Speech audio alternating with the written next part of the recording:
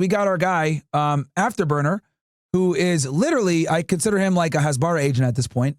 Bro is literally pushing all the propaganda. I'm actually even going to turn on you for a little bit here, just so that we can wake people up to this, because this is so important to view this. And Ryad, whenever you want me to pause, just let me know, and I will go ahead and like let you give your, like, whenever you want me to pause, because I already know he's going to say a bunch of bullshit. So the title of the video here is, you won't believe what B-52 bombers just did to open the Strait of Hormuz. Okay? And he's made a couple of videos like this over the past couple of days, by the way, saying that, oh, we're going to open the Strait of Hormuz. Trump did this. Look at this awesome thing that Trump did. Just a bunch of Trump glazing. And it's actually pretty pathetic. But let's go ahead and kind of get into it. Welcome to today's video. It's March 22nd, 2026, day 23 of Operation Epic Fury, and the B-52 Stratofortress just dropped payloads across Iran, and it's been doing it for the last few weeks, that have turned Iran's ballistic missile facilities into smoking craters. Specifically, this one right here, the buff, the big, ugly, fat fellow. And that changed. The fellow is changed a little bit from what the actual nomenclature might be, but again, you guys love acronyms, so I gotta keep them coming. They launched likely from RAF Fairford in the UK, flew marathon missions over hostile territory, and slammed precision-guided munitions into the Ku-e Baramali ballistic missile assembly facility, among multiple other places. These B-52s were just seen yesterday taking off loaded with stealthy cruise missiles and JDAMs. So you see the cruise missiles on the outside, and you know that it's also packing some heat on the inside, proving that they can do both stand-off bombing, so launching those cruise missiles, and stand-in bombing,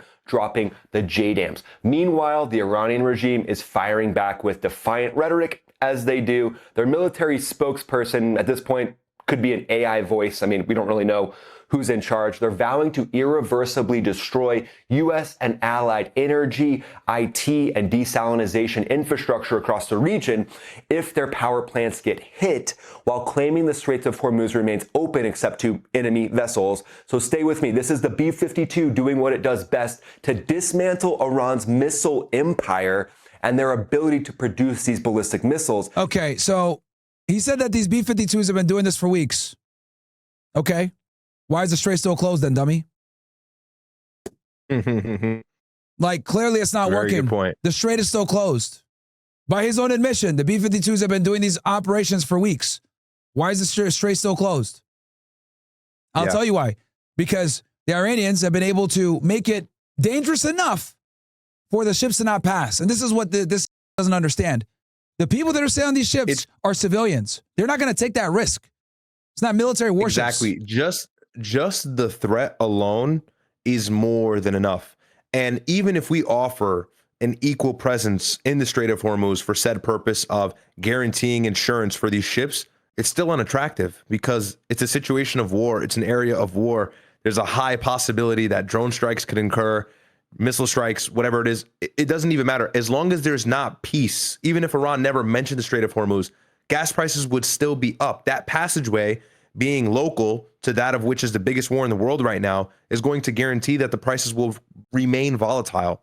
So it doesn't matter if we send the USS Tripoli and we guarantee insurance and we do, the prices will still be up as long as there's some sort of IRGC presence, as long as there's some AI shadow voice, as he claimed, which, by the way, we killed all the leadership. We got no one to talk to anymore. Good job. Well, then, there's going to continue to be high volatile prices, and that won't stop until there's a ceasefire or we've completely concluded the matter. And not only that, he mentioned that, and I love when they say, because this is actually a very big talking point. So again, guys, my job with this episode, like right now, this breakdown, my brother, is we are going to break down the Hezbollah for you. So if you guys notice, he mentioned the leadership. Well, let me tell you guys why the leadership means absolutely nothing in this discussion. The reason why is because the Iranians have something called a mosaic defense. A mosaic defense, guys, is a decentralized military structure that was designed to operate regardless if the leadership is decapitated. The former Supreme Leader, Ali Khamenei, instituted this. Well, actually, it's been instituted since 2007, since the fall of Iraq. But Ali Khamenei really put this into play before he died in February. That is why within 1 hour of the attack, they were able to start raining missiles down on bases all across the Gulf as well as into Israel. Okay? Guys, if we got attacked, you think the United States will be able to mount an attack in 1 hour if our top 50 people were killed. The furthest down in succession that I've seen is number 17, Department of Homeland Security. It'd be another like 3 times more than that. We would not be able to mount an attack within an hour, okay? The fact that the Iranians were able to do this is because they have a decentralized military structure in contrast to us, where we have a top-down military structure. The president is the commander-in-chief. He makes all the military decisions, and it works down. He doesn't give marching orders of what's going to happen if he dies. That is what the Iranians don't have prepared for, okay? Since they've been compromised by spies, they get attacked all the time by the West. Obviously, they're dealing with a far more powerful military, and this is why the Iranians have perfected what's called second strike capability. Second strike capability, guys, is the ability to strike back decisively and very powerfully after having your leadership destroyed in an attack. This is something similar to what the Russians have with a dead hand approach. If we were to ever launch nukes and bomb Russia and kill their leadership or whatever, they have mines like in the ground that would detect radiation from a nuclear bomb, and that would launch everything that the Russians have at the United States. The Iranians have something very similar, but without necessarily a nuclear deterrent. Rather, it's more of a ballistic missile deterrent where the marching orders are done. There's 31 different provinces which are decentralized and have their own compartmentalized order and target list, and they operate by themselves with no unified command chain. And that is why they've been able to mount this attack. So this, telling you guys this, that their leadership is gone. I think they're on AI. That's completely irrelevant. And that's the whole point of enrichment, by the way, despite the fatwa, I think in 2004 by Ayatollah, the whole point of enrichment and the nuclear capabilities is to hedge, right? And that can kind of guarantee some security from a military leadership standpoint as well, despite the fact that their military can operate individually or autonomously of said leadership that's already been decapitated. So, and that's something we've seen historically, right? You know, the United States will be a lot more hesitant in getting into a full-scale war with another nuclear power. I think the closest we've ever really been was, you know, with Russia in the Cold War and the few days stretch with the whole Cuban Missile Crisis, where they had nuclear assets aimed at the United States and critical key points in the United States. And then we had some in, I think, Italy and Turkey. But, you know, from that came the agreement that we will never get into a real fight with a nuclear power again, and that you can't have nuclear weapons aimed at U.S. sites, something that Iran didn't have. So what's the second best thing they have besides the nuclear missiles that the Soviet Union had during the Cold War? Would be their missiles program, their ballistic missiles program, which have been proven to be effective in these last few days or really last few weeks. But they've kind of spiked up the drone usage. And remember, guys, the drones that they have are made in-house. They cost around somewhere in the range of $20,000 each and every one. And so for them to use these drones, especially in the Strait of Hormuz, in which they've been effectively doing, is little to none for them in terms of a cost. And then Trump, just the other day, had said he's going to temporarily lift the sanctions off of Iranian oil so we can relieve some of the pressure in regards to the oil prices and the crude oil. So we're kind of like working backwards and having things blow up in our face. Did you hear about that, Myron? The whole, you know, Iranian sanction with the oil, and then the Russian oil and the sanctions being lifted and everything like that. So it's just blowing up in our face.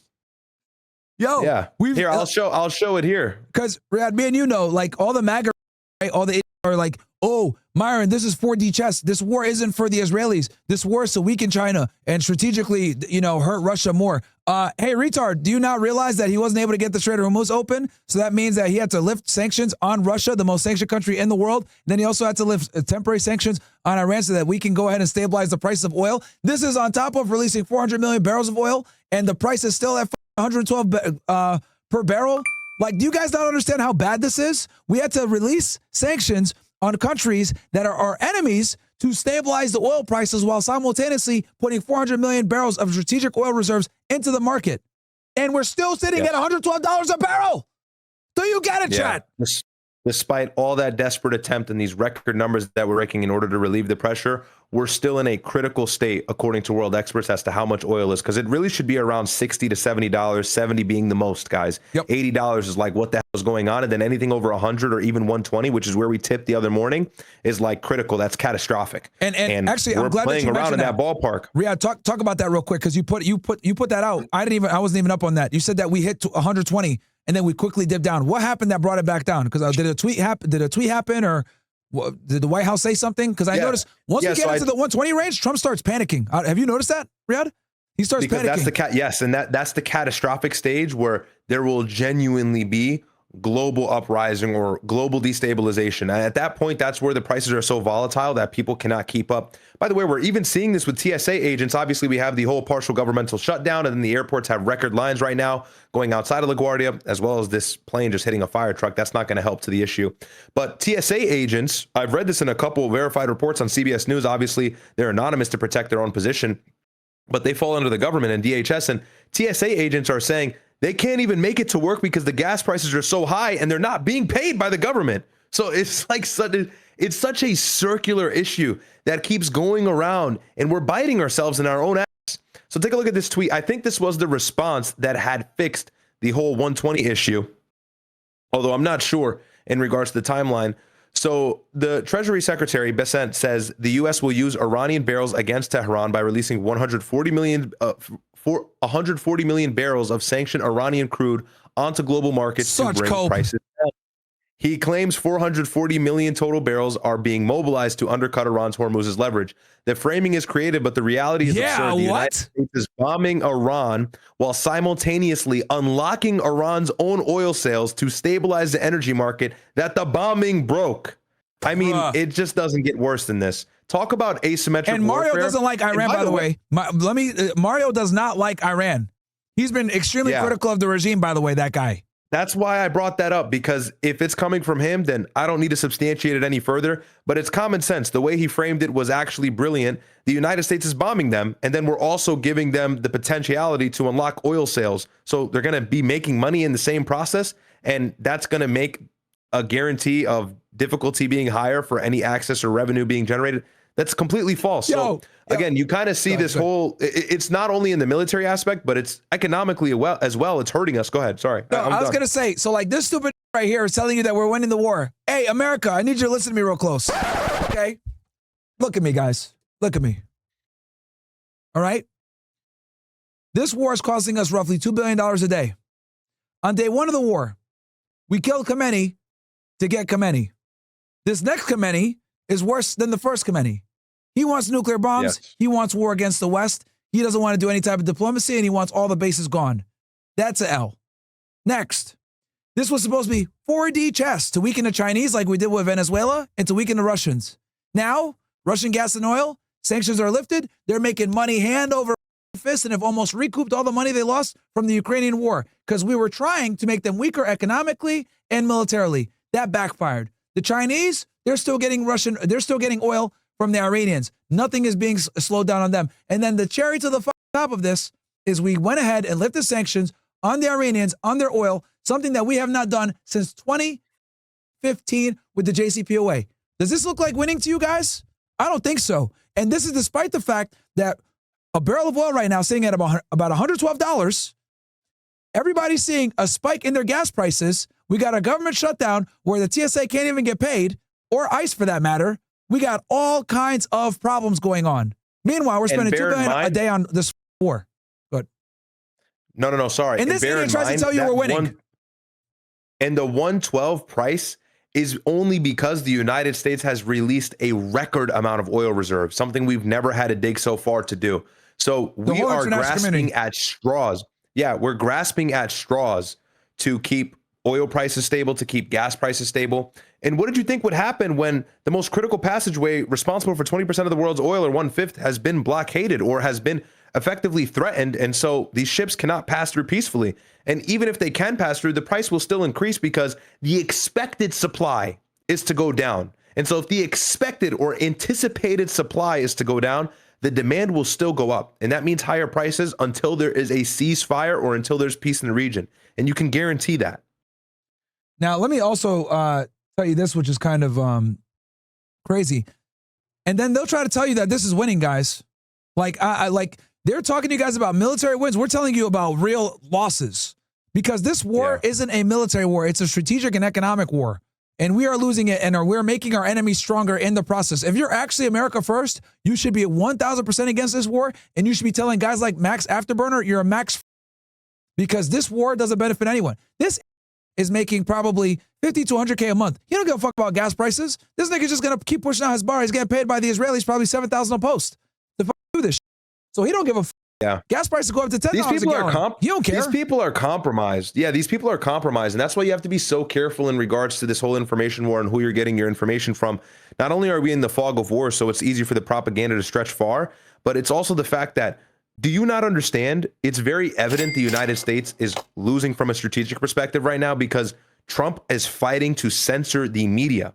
The commissioner or the chief of the FCC, which is responsible for the licenses of legacy media, mainstream media, and what the news reports, is threatening to revoke the licenses of like Fox News, CBS, CNN, or whoever is reporting against the narrative that this war is helpful for the U.S. and that we're not losing. Anybody who's saying that we're losing and that we're not having a good deal blow or a good amount traction being covered in Iran in regards to this war and how we're effectuating regime change, anybody who's actually operating in regards to reporting the news in opposition to that, they could be threatened to lose their license in regards to news reporting. So, I mean, ask yourself, if Trump is fighting to censor these kinds of narratives, you know, do you think we're strategically winning? So that's why people like this are discredited immediately upon finding this information and dishonestly reporting it, like how he's doing, talking about B-2 bombers. And by the way, these guys love to talk about these military buzzwords. When I watch them, they always go, well, this platoon and this unit and this aircraft carrier and this has this capability. It's like, yeah, bro, we get the big bad military might of the United States. We get it. We understand. We spend more than the next 5 countries in military spending combined. We get it. Okay. Like, we know how powerful we are. That still doesn't take away from the fact that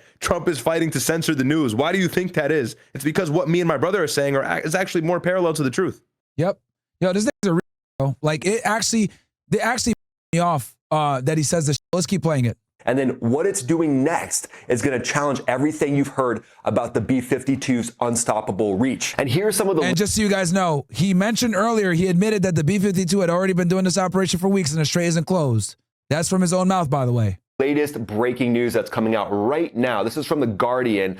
Nobody else is responsible. Trump to blame for Iran crisis, from ex-CIA chief Leon Panetta. So on this channel, we like to explore different points of view, but he called the president naive over the Straits of Hormuz closure, and he said that the president didn't really know what was going to happen, which is pretty silly because when it comes to operational plans, myself having worked on them for 10 years in classified vaults for the U.S. Air Force, that's basically the first thing that you brief. There's unclassified parts of that, but this isn't a Venezuela. So Leon Panetta is here basically saying, oh, we didn't get it done in 12 hours, so this is very naive. But there's phases to this campaign, and one of those phases is after you crush Iran militarily, and you have to do that for a while, as we've seen, then you have to roll into a phase where you focus on keeping the Straits of Hormuz open against Iran's proxy tactics. And that's exactly what we're seeing right now. So ultimately, I think Leon Panetta is a little bit naive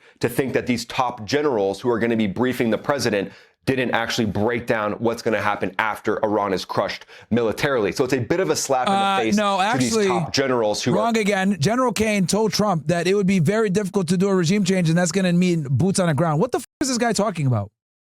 Yep. His and own by the general way, told I'll him do you this one better. Yeah, go ahead. Go ahead. No. That's great. And I'll do you one better since this guy is so certified. Let's just take a look at this. Take a look at my screen really quick because this will be a good response since he's avoiding the whole boots on ground thing. Yep. Are you able to see that? Yes, we can. I'll make it big on my screen. All right. Yep. So when asked about U.S. Special Forces entering Iran to secure its enriched uranium, IAEA head Rafael Grossi said the operation would be very challenging. Let's quickly see this. Well, talk to me about the options that we know are being discussed by the United States right now, including President Trump and Israel have talked about the potential of sending special forces in to secure some of this enriched material. You have been to Isfahan. You have seen some of the underground facilities. Yes. How difficult would it be to move these cylinders that are there full of chemicals? We're talking about, guys, so make sure you're listening. This guy has been to these missile cities underground. This is what he has to say. I think he's talking about containing gas. I think he's talking about the centrifuges. Yeah, but what I'm saying is to nullify their capabilities. He's saying after the Strait of Hormuz, because you just said the chief said that we're going to have boots on ground, right? Yeah. Yeah, so this is what I'm saying. This is the last step. Even let's say we're able to secure the Strait of Hormuz and whatever, this is the last step. I know I'm jumping ahead here, but I just want to make sure we know that there's other experts who disagree with this guy who spent 10 years doing whatever. Of highly contaminated uranium hexafluoride at 60%. So it's very difficult to handle, so much so that, for example, in terms of this negotiation, we might perhaps discuss that a little bit, that did not bear fruit. One of the things that we were discussing was downblending it because of its difficulty in terms of handling in the scenario, for example, of a ship out of the material, exfiltrating the material. So it is very difficult. Then, of course, I guess there will be a number of decoys, a number of distracting cylinders, materials over there, which would make it very difficult. I'm not saying it's impossible. I know that here there are incredible military capacities to do that, but it would be a very challenging operation for sure. For special, for military operation to be carried out. That's all you need to hear. And I think that's for like for the nuclear program with the centrifuges. So just so the audience understands, the way that you enrich uranium, chat, is you have centrifuges that spin the uranium until it becomes pure and pure. It's a whole scientific process, and then you have the other process of plutonium and a reactor. So if you have uranium, right, to make a nuclear bomb, that's done with centrifuges. If you want to go ahead and do plutonium, which also could get you a nuclear bomb, you can use it with reactors. So that's the two ways to get to a nuclear bomb. These centrifuges are very difficult to deal with and obviously are toxic, especially at a highly enriched level. So how the hell are these special forces guys, number one, going to find them? We don't know where they are. Number two, go in there, break in, and then be able to actually effectuate this. And then do it like you would have to have the country occupied to be able to do that. Right? So I don't know. But I'll keep playing this. I want to see if he's going to go in that direction. So let's see. Okay. Crushing it and taking it to the Iranian regime in a way that they never thought was possible. So to Leon Panetta, I would say you're a little naive, my friend. Probably should have looked at some of those briefings when you had access to what would actually happen if the conflict with Iran went down. And then President Trump. Yeah, this dude's a we'll keep going. Posted this on Truth Social. He said, "We are getting very close to meeting our objectives as we consider winding down our great military efforts in the Middle East with respect to the terrorist regime of Iran." And then he focused on some priorities that as the conflict starts to wind down, what will still be important. And one of the main ones is getting partner nations like Gulf nations, getting Europe, anybody who's getting oil from the Straits of Hormuz, besides China, needs to come in and help and step up to actually keep the Straits of Hormuz away from the he tried, and he called NATO, and none of them answered proxy threats of the Islamic Revolutionary Guard Corps and allow freedom of navigation through the Straits. And then this is from the Aviationist. They said this is insane quote from this guy. B-2s launched from RAF Fairford carrying new impressive cruise missile payload. So this is kind of what I was talking about before, showing that cruise missile payload. The B-52 is so versatile. I mean, you can load this thing down with that payload and then just let it go in and do work. Let it go to work. And then this was a joint statement on the Straits of Hormuz. So United Arab Emirates, United Kingdom, France, Germany, Italy, Netherlands, Japan, Canada, Republic of Korea, New Zealand, Denmark, Latvia, Slovenia, Estonia, Norway, Sweden, Finland, Chechnya, Romania, Bahrain, Lithuania, Australia on the Straits of Hormuz. They're all coming together, it looks like, to say, hey, we're putting our foot down and we're all going to step in to open up the Straits of Hormuz. So this is a good sign that some of these partner nations might. The key question is how are they going to step in and try and open up the Strait? Are they going to get militarily involved, or are they going to try and encourage diplomacy, which is going to make Trump look bad? Like what's their actual tech? Estonia? What are they going to do? What is he saying? What is Estonia? Wait, hold on. What's Estonia about to do? He said Estonia. That's actually funny. Switzerland, Estonia. Yeah, okay, bro. No one's worried about Switzerland and Estonia. If they're coming to the table to talk about the Strait of Hormuz, it is diplomacy. That is exactly what Trump does not want, at least right now. He's not willing to talk about diplomacy because that means Iran's going to have requests that the U.S. cannot meet.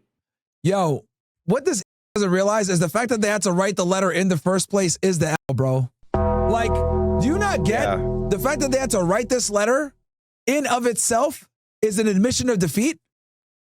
If they actually thought that they could shut down, that they could get the Strait of Hormuz open again, there ain't no talking, bro. Every day that passes by, their economies get fucked up. Every day that passes by, gas is going up. Every day that passes by, the cost of doing business increases exponentially. Okay? If they actually could have got the Strait opened right away, they would have been done that. The fact that they're writing this letter in the way that they're writing it is a declaration of powerlessness. Here's the reality that this doesn't get. The Strait ain't opening until the Iranians say it's open. Sorry, that's how it's going to go. Simple as that. They have created enough danger in the Strait to deter sailors and freighter ships from sailing through. That's all they have to do. They don't have to actually bomb. They don't have to actually shoot missiles. They don't have to do any of that.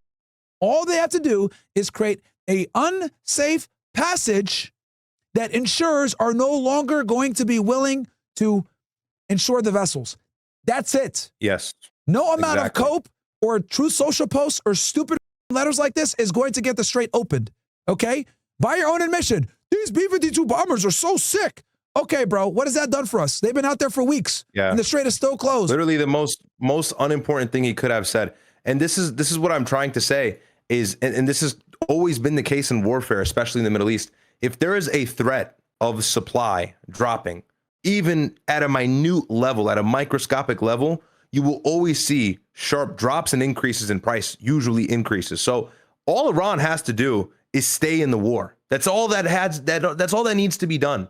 So this whole joint statement where all countries are going to work towards achieving some sort of passageway for these ships, it's not going to do anything, because as long as the war continues on, the prices will stay where they are, as well as the fact that all bets are off for Iran. They display that there's no red lines in this war. They've attacked like 9 countries in the matter of a week.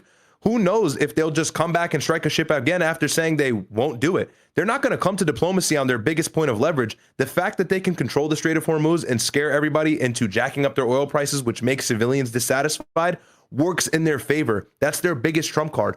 Why would they let that go?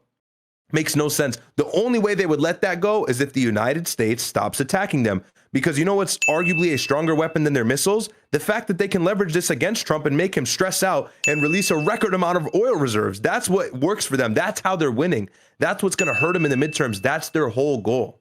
So it's like, again, and I know this guy knows better, but he's purposely stepping over like this basic poli-science 101 to kind of make this bigger point that like we have a B-2 stealth bomber and it's strong and that we're going to weaken the... What are you talking about? What are you talking about? That has nothing to do with anything we're currently facing. In 48 hours, now 24, Iran might go into full blackout mode. You think after their power grid gets hit, they're going to go, oh, my bad, let me stop hitting these ships. Oh, my bad. Oh, pull the drones out of the Strait. What are we doing? Are you an idiot? Trump is already exacerbating the existing issue. What are you talking about? It does not take a rocket scientist to debunk this. And yo, chat, I like, again, the reason why me and my brother are breaking this down, our goal is for you guys to watch videos like this and be able to be like, okay, this is, that's my goal. I want you guys to be able to watch content like this because there's a lot of people like this guy getting hundreds of thousands of views all across YouTube right now, pushing out propaganda, right? Pro-America propaganda, because we do have our pro-America propaganda as well. But let me take it a bit further. Pro-Israel, pro-war propaganda, okay? So I want you guys to be able to watch this stuff educated. Start to roll in with some actual metal, something actually with teeth besides this very stern letter. I mean, the letter's good because it shows that they're thinking about it and they... Okay, they can't do shit. The Gulf states have been getting pummeled for weeks. The Gulf states don't want to retaliate because they know that the Iranians can, again, second strike capability, and they will f their lives up, okay? And the Iranians have expressed, especially Masoud, the president, he's expressed like, look, we don't want to Pezeshkian is who I'm referring to. Yep. He's expressed like, hey, we don't want to fight these Gulf countries that bad. It's just like, sorry, guys, you happen to be a strategic target for us to make this painful for the U.S., but like, we really don't want beef with you guys. But if the Gulf countries say, no, we're actually fighting back, Pezeshkian's going to go, yeah? It's free game now? We're It's going to be even easier for him to deal blows to these Gulf countries without worrying about upsetting them even further, which I get it. It's like, hey, he's striking them. But if they fight back, then Iran is really going to let everything loose. And who knows if they've actually full-fledged attacked these Gulf countries. Like we know, they've only strategically aimed at infrastructure that will make it difficult for the U.S. and the Gulf countries to continue their alliance. Maybe they'll go even further now. And I'm not saying civilian casualties will ensue, but the possibility or the likelihood certainly increases. And let me ask y'all something, right? So let me give you guys like an analogy so you guys understand this. If, let's say you have a neighbor, right? And you and your neighbor like get along, whatever. You guys go to the mosque every now and then, hang out, whatever. And then your neighbor lets someone go into his house, get on the top floor of the house, purchase a sniper rifle, and then shoot you in your sleep, right? But they miss you and they kill your wife, right? What are you going to more than likely do? You're going to burn his entire house down because he allowed the house to be utilized to shoot at you, and it struck your wife and killed your wife, right? So even though you get along with them, you have the same ideologies, they allowed your enemy to use their shelter and their house to attack you strategically because of where they are located. So yes, that is why the Iranians are beating the f out of the Gulf. For decades, they've allowed them to build U.S. bases in their backyard that have undermined their ability to project their own power in the region. So they're like, yo, no more. No more. You guys are housing U.S. bases that are housing aircraft, resources, soldiers, personnel that are intimately involved in bombing and attacking us. No more. We are going to attack you guys until you get them the fuck out of here. And that's what's going on. That is the analogy if I'm going to go ahead and make it simple for you guys. That's why the Gulf is getting fucked up. And the problem with the Gulf is the Gulf doesn't actually have a real ability to protect themselves. Bro, the Saudis need to ask permission to use the F-35s. What are we talking about? Like, the Saudis have F-35s that they got to get a permission slip signed to use. What are we talking about, bro? These Gulf men, honestly, they've been and they're getting exposed for being now. Yeah. It's that simple, bro. 100%. It's that simple. And they're getting them trying to play tough and take on this offensive position is just going to hurt them more because it's going to greenlight everything Iran was certainly hesitating about before. Yeah. So it's just, again, it just points out the fact that you want to make a change. You want it to happen fast. They're going to hit their structure then. Because here's the thing. They've been hitting American structures. If they actually launch a military attack, then they're going to blow up all their military infrastructure. Yep, exactly. That's what I'm saying. All bets will be off. Yeah. Which at this point, Iran has exercised or kind of displayed the fact that, like, hey, there's no red lines, but this will take it to another step. And this is why we're now seeing what we call a regional war, really just like it's going to be World War III, as long as this problem continues to exacerbate. And Trump is not helping on Truth Social. And guys, keep in mind, the Gulf states are sensitive. Like, they've been trying to build up, like my brother was saying, their real estate and their tourism economy for decades. All they need to do is bomb like a significant location, bomb the Burj Khalifa or some shit like that. Yo, that's done. They're over. It's over. So the Gulf states are keenly aware of the fact that they are a glass cannon. And if they are actually hit back, they will not be, number one, they won't be able to respond. And then number two, they can really get their shit because their entire economy relies upon energy and tourism. Two things that the Iranians have them by the balls on right now. This is why for 3 weeks they've been getting pummeled and they haven't said anything. Now, with that said, it's important for you guys to understand the Iranians have been attacking the U.S. military infrastructure and then doing precise drone strikes, killing intelligence operatives for both the Mossad and the CIA or whatever it may be. So it's been fairly, very concise and targeted. But if the Gulf states actually go ahead and launch an attack on the Iranians, all bets are off. They're destroying their military infrastructure, and then they're going to go ahead and destroy some of those beautiful buildings that they've built up to show their power and their progression, which would be horrible for them. So the last thing the Gulf states want is an actual war. They can't sustain it, dude. They cannot sustain it. The Iranians will go, for them, this is like a fight to the death. This is existential crisis. And the one thing that you never want to do is get into a fight with someone that has nothing to lose. Oh my God, it's crazy. I literally said, it's like people are going to think that we were listening to each other when we weren't on each other's stream. I said the same exact thing. Yeah, nothing to lose. There's nothing worse than fighting a guy who's got nothing to lose. Nothing worse. It doesn't matter how dangerous you are. It doesn't matter if you're a UFC fighter. If you're dealing with somebody in the street who has nothing to lose, just to make it analogous here, there's no red line that they won't cross. They'll shoot you. They'll stab you. They'll kick you in your back. They'll wait till you're turned around. It's the same thing with Iran. They know that the IRGC has to fall for the United States to hopefully stop this conflict, as well as Israel. That's the real enemy there. They're going to let everything they have go. Yep. So, okay, let's go continue on. That the U.S. is like, hey, like Strait of Hormuz is important. We want the global energy to flow, but ultimately, you guys benefit a little more from this than the United States, so just step up and contribute. So I think this joint statement is really cool. Bases like RAF Fairford straight cope leading the charge in the UK, letting these legends fly out of there. These B-52 crews are the big swing and you know what at this point, and the UK has allowed them to come in without any more drama because I think the UK sees the writing on the wall. The Islamic Revolutionary Guard Corps, their days are numbered, at least in the fact of them controlling the Straits of Hormuz or having any say about what happens in that region. And I think the UK is like, oh, okay, we see how much the military has been crushed.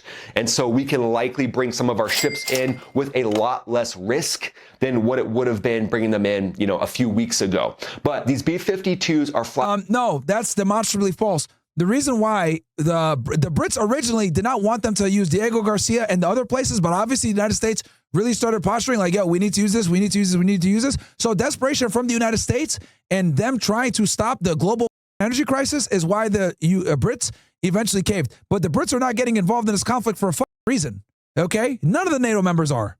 So what is this guy talking about? We'll keep going. On extended range sorties, and they're likely the ones responsible for hitting Kui Barjamali facility hard in the hills near Tehran. That was hit on March 7th, but it looks like these strikes have continued since then, striking down multiple of these ballistic missile production facilities, also likely striking drone production facilities, and even near the Straits of Hormuz, striking those underwater unmanned vehicle facilities, prepping the battlefield for the Marine expedition. There's still mines on the seafloor. That's number one. Number two, they have hundreds of them. You're not going to stop all of them. Number three, they have missile cities where they make these missiles. There's hundreds of them all across the country. This country is huge and vast. Okay? Yeah. And then also, they make their own drones, and they have hundreds of those as well, drone making facilities. From what I gathered, the Iranians can make 100 to 1,000 drones a day. And they're super cheap. They're super cheap. And by the way, they've been penetrating Gulf airspace. They've been penetrating civilian infrastructure inside of Gulf airspace. They've been hitting airports, roads outside of airports, and I believe what was UAE.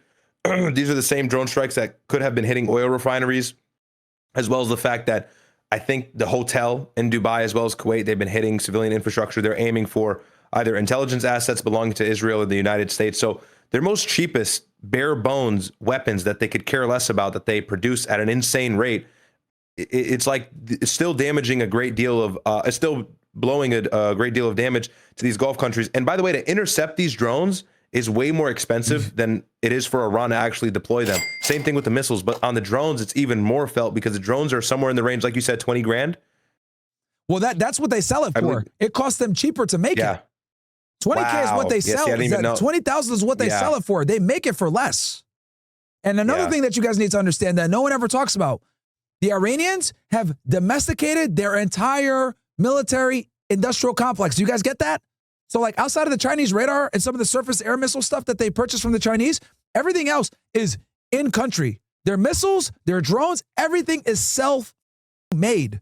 So they can go ahead and destroy all these facilities. They have hundreds of them all over the country. Yeah. And here's the other thing too, you guys got to remember. Texas said what? Oh, we destroyed 90% of their missile capability. Next thing you know, Damona is getting destroyed. It blew up in his face. Everything is blowing up in their face because they're profusely lying to the public and they bank on the ignorance. Yeah, that is very true, actually. Really quick, have a couple chats here. Sammy R says, helium is one of the key requirements in making microprocessors. Most of the helium that Taiwan needed came from Qatar, and the only other significant source is Russia. Yeah, Qatar makes a lot of it. So that's being blocked off. It's going to hurt that as well. It's a good point. I think my brother brought that up the other day. Chad Miller says, hey, Myron, where's your Punisher mug? Punisher mug comes out, Myron's cooking. Facts. Top 5 baller will actually, he's saying, well, actually, Trump is doing 6D chess. He's mocking the MAGA. I agree, bro. This is what they're saying. Well, actually, Trump is, what he's doing, this is a greater plan because China, they always bring up China somehow. It's like China and Russia. What do you mean China? China and Russia are having a field day. Putin is kicking his feet back right now. Niggas are rubbing their hands, bro. You know how Putin has been getting annihilated by U.S. sanctions? This is his dream. He's having a field day right now. It's about time the United States looks like, because globally, Russia has always looked like the bad guy, by the way. This is like a cultural aspect to this war. The United States, and my brother has said this before, we lose our moral high ground in doing this because we didn't let any of our NATO partners know. We let nobody know globally. Nobody was on board. Nobody agreed. We joined Israel, the country that just got done bombing the shit out of Gaza, annexing the West Bank, killing almost 100,000 people by confirmed reports. We joined them in a joint strike on Iran. First day, killed 180 girls in the school. Yep. Like, what are we talking about here? And lied about it. And then lied about it. But at the same time, we're wagging our finger in Russia's face saying, no more Ukraine. You can't fight Ukraine. What can we say at this point? So crazy. No new wars. Now we've got like 3 new ones. Yep. You caught up? I'm all good. Okay, you guys better enjoy those super chats now, man, because once we do once we start our stuff together, man, we're just gonna have to bring the price up a little bit. Your mind, I think my mod on Kick was removed by accident. Can you check my name here? Same as the one on Kick. David Myron W, Rad David Myron W, over 5K viewers on both streams. You know it, man. Good evening, Lord Gaines and Emperor Ryad. It's getting tougher to do Uber since this war started. It's just got me second guessing. J-Boy Trump, not gonna lie, is there possibly Iran could hit the U.S. power grid? No, but they're going to hit the power grids all across the Middle East, which will be very bad. Very, very bad. It's catastrophic. That'll be catastrophic, which is still good, which is going to fuck your gas prices up. They might not hit the power grid, but they're going to just hurt your ability to get cheap gas and energy in general. What else? Okay, so we'll get back to this thing here. Sorry, guys. I was just making a thumbnail. That's why I was on like. And there's nobody that can roll out the red carpet better than the B-52. Essentially, the B-52 is creating that red carpet for these Marines to come in as the VIPs to then do the smaller, more surgical things. So the B-52 is basically the big hammer. It's Thor's hammer coming down, crushing the areas around the Straits of Hormuz. And then you bring in the surgical scalpel, which is the MEU. Plus, hey, what are they going to do to destroy, to blow it up? Are they going to bomb above ground? What are you talking about? Like, we're going to bomb around the Strait of Hormuz. Okay. With what kind of bombs? Bunker busters? Well, in order to utilize bunker busters appropriately, you need to know what's underground and what's not. And then even if you do know what's underground, the Iranians have manufactured a bunch of underground facilities that our bunker busters can't get to. What are you talking about? No. 100%. By the way, I forgot to read one guy, so I told him how to read it. SKK, I wasn't avoiding your chat. I forgot to read it. So he says, please search 2009 hundreds of dead bodies in one day. 2019, 1,500 slaughtered in days. 2022, 550 plus killed, including 68 kids. 2026 thousands massacred only on 2 days. I'm not sure. I'm assuming you're referring to the IRGC. You didn't say, but I'm assuming you're referring to the IRGC and war crimes on civilian population. I'm not sure if that's what you mean, but even if that's what you mean, dude, I completely concede. I'm not in favor. Let me make this clear. I'm assuming this is what you mean, but even if it's not what you mean here, screen. Go ahead. I want to. Yeah, okay. So I think you mean IRGC. Let me be explicitly clear here. I have no vested interest personally or culturally or whatever in the IRGC existing for the sake of them being some sovereign government that's moral and everything like that. I'm Muslim. I'm actually Sunni Muslim. And the IRGC, the Ayatollah, is responsible for the proxy network that has fractured several countries, one of the main ones being Syria. There are thousands, arguably hundreds of thousands over the course of the Gulf War, the first one from 2004 and so on, into the Syrian conflict and Obama's administration. There are hundreds of thousands of Sunni Muslims that have been killed by the IRGC and the proxy networks. I know that. I'm well aware of that, as well as the fact that they've done egregious things to their own population, their civilian population, and prosecuting them. The reason why, for this sake, or the sake of this war, I don't want the IRGC to fall, and I've explained this before, but I'll say it again, so I apologize to be an echo chamber here.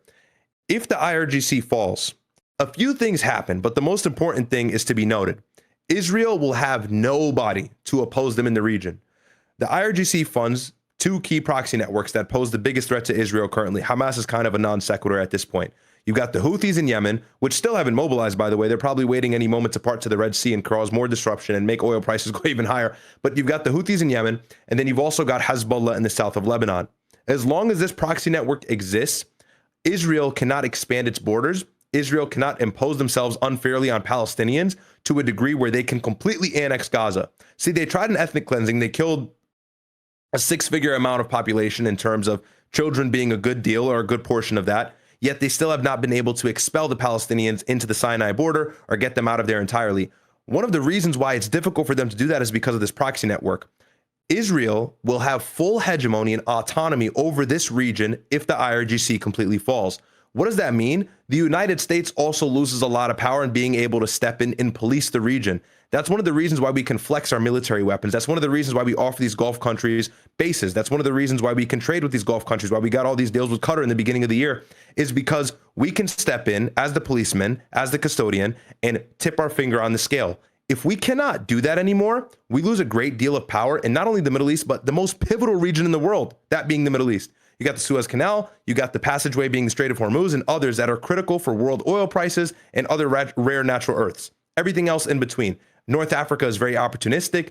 Israel wants to seize control in North Africa. You've got Sudan, you've got Libya, you got Gaddafi's son who was just killed. So much chaos in the region. I'm saying all this to elucidate a bigger point for you, and hopefully you can understand this. I get it. The IRGC is not innocent. I understand some Persians have a vested interest in seeing them fall because they may have family members that have been killed. I'm speaking to this from an American perspective, as well as a perspective that does not favor Israel's power. Why do you think Netanyahu desperately wants the IRGC to fall? It's because he knows his plan of greater Israel and everything else can fall into fruition without any sort of friction or anybody in his way. So if you're pro-American or you have a vested interest in the Middle East being balanced, checks and balances, power balances, well, then you wouldn't want the IRGC to fall. You understand what I'm saying? So this is what I have to clarify when I say, look, we're not pro-Persian, pro-IRGC, Ayatollah, Shia Muslim. I could care less about that. Strictly from a strategical, geopolitical stance, that's why this needs to happen. That's why the United States needs to pull out. That's why Iran has to have their own autonomy. So that's my response. Not only that, and it's a good question. It's a good question. That's why I gave you the time and the answer, because I see where you're coming from. It's a good question. That's why I actually decided to answer that. But I wasn't avoiding it. I really didn't see it. I forgot to read it earlier. It's a good question, but that's the response. That's the point that I made before. Go ahead, Myron. No. I was going to say that also keep in mind that the Israelis have already betrayed us while they, literally just use us. So what do you think is going to happen when they become the hegemon and don't need us anymore?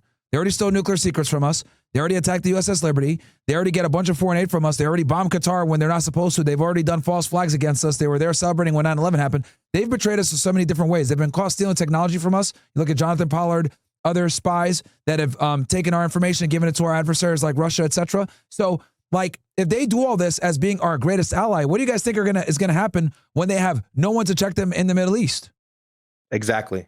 It's that simple. And he followed up. He said, can we benefit like 1970? Again, my brother just answered it. Again, if Israel has full autonomy and hegemony over the region, they've already been backstabbing us with the checks and balances system currently existing, which is Iran posing a threat. If there's no threat that Iran poses, they will completely turn their back on us. They've been talking with India. They've been talking with Russia and China behind closed doors. They're looking for other military support and other countries to lean on, not only from a military perspective, but economically as well. And so Iran existing actually favors the United States from us having control and influence in a pivotal region. That's the point. So hopefully I've answered that. That's the real 3D to 4D chess that people don't understand. That's the real chess. There's other these talk about, oh yeah, we're going to go to shut down the Strait of Hormuz for China. That's the real chess is knowing that the Israelis can never be the hegemon, because if they do, they are going to absolutely stab us in the back, because they've already stabbed us in the back when they have no real power over us like that. Well, they do have power over us, but I mean, as in when we're the one footing their bills, they're still stabbing us in the back. What do you think is going to happen when they're fully independent? All these potential partner nations that could chip in as well, and then you have a lasting. If there's one thing you guys could take away from this when it comes to geopolitics, understand this truth, this very ugly truth. There's no such thing as alliances. There's just aligned interests. I'm going to say that again. There's no such thing as alliances. There's just aligned interests. As long as interests are aligned, there is an alliance. Once interests are no longer aligned, there is no alliance. That's simple. So once there's no aligned interest with us in Israel, i.e. maintaining the hegemony in the Middle East, they no longer have to align with us. Depend on us, yeah. And that dependence gives us power. So anyway. Structure, and you have a lasting plan to keep the Straits of Hormuz open. CENTCOM released that satellite. It's not open. I love how he says keep it open. It's not open. Imagery, the telltale sign. Even of the if it is, the threat is what's hurting them. The threat is what's painful, anyways. Yeah, he's got rolling in. Brainless. It shows those long assembly halls, the support buildings. Look, this is an above ground building, dude. They have missile building cities underground. And a lot of this stuff is decoys, by the way. Guys, the Iranians have lots of decoys above ground. And the infrastructure were intact. Remember CENTCOM was sending pictures of them bombing jets that were painted on the floor? Bruh. They were painting fighter jets on the floor and helicopters, and the Israelis and the Americans were bombing it and putting it on Twitter like it was a W. Prior to the B-52 and that's what arriving, and then They've unfortunately been a step ahead of us. They've made us look bad in some instances, and that's one of them. But even the F-35 getting shot out of the sky and then landing, I mean, bro, some really bad optics. Bad, very bad. All right. March 7th, it turned everything into rubble at those facilities. It collapsed structures, debris fields, facilities completely out of commission. And we're seeing multiple strikes on hardened areas where the IRGC could be using as fighting positions or just command nodes, underground command nodes, intel collection to do what they do. I mean, they have some sort of tracking systems right now that are still working, right? Because they're tracking which ships are going through the Straits of Hormuz. So they're likely underground facilities that pass intelligence that still have communication with each other. So the B-52 is likely one of the ones responsible for taking down those different command nodes that are communicating and telling the different IRGC factions which ship. Who cares? What has he addressed since the start of this video? Nothing, dude. This guy is dim-witted. Yo, this is there's like nothing behind those eyes. There's no real analysis whatsoever here. He's just yapping, bro. He has not analyzed. He has not predicted. He has not speculated. He has not laid out an objective fact as to where this war is headed.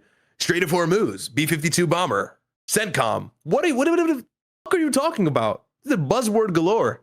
He has not made like one legitimate statement. United States, so you got to take care of that. And the B-52 is likely the one leading the charge on that right now. This isn't just damage to these facilities. These major production lines are being erased, starving the IRGC of fresh missiles during their sustained operations where they're bragging about how many missiles that are hitting Israel. Bro, what the they just demoed up yesterday. What is this guy talking about? Like, this is demonstrably false. Look, I'll go on Suleiman right now. Like, bro, and even, I don't even got to go to Suleiman. I could go to Ivan Levy and all these other Hezbollah agents. Bro, they have been bombing the out of Israel. Look, morning in Tel Aviv. Goodness. Like, bro, what are y'all talking about, bro? Like, you guys are over here. Look at this. This is just an airstrike at this is in Iran. They hit Iran, which obviously Iran is getting beat up. We admit this all the time. What is this? Just writing it. F-35 stealth. Yeah, right. I'm the real stealth. Okay. Let me see here. Because obviously this is clips from before. But Israel's been getting hit. Yesterday was especially bad. More missiles raining down on Israel. Like, dude, what is this guy talking about? Like, they're absolutely getting through. Justin Hisselman and Netanya. Like, what? Here, you can take a look at this one. Yeah, go ahead. Check out my screen. Oh, you might have just showed it. Sorry, but I'll full screen it here for you. Yeah, this was from yesterday.